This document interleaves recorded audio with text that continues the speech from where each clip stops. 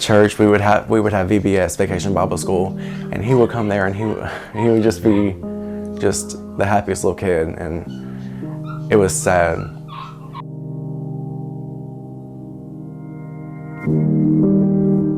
I think most of the people in Singer, I'm saying, don't not have smoke alarm. They probably need them.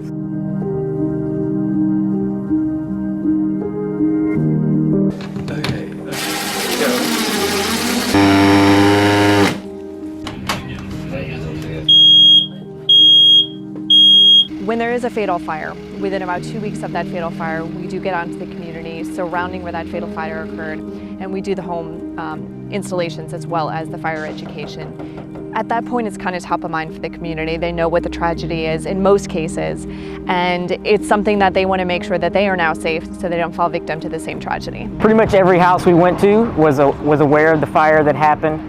We found several people that even knew the child personally, and they were really, really happy that we were out here giving out these smoke detectors. Even if they didn't need one, they were still happy to see us out here doing this. It's heartbreaking, you know, and I wish that it didn't take an incident like this for people to be more aware. But if it does, and it makes them more aware and more conscious and conscientious about, these different incidents and what it's going to take. I mean, how simple it is to make your home, safe from these type of incidences, and we're all for it.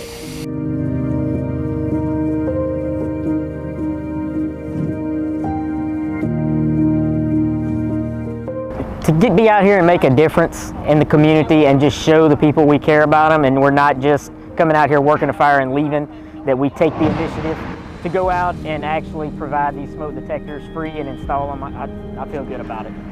It's still shocking what happened, and with the smoke detectors here, maybe that'll help. I still think we need to do a lot more, as a community.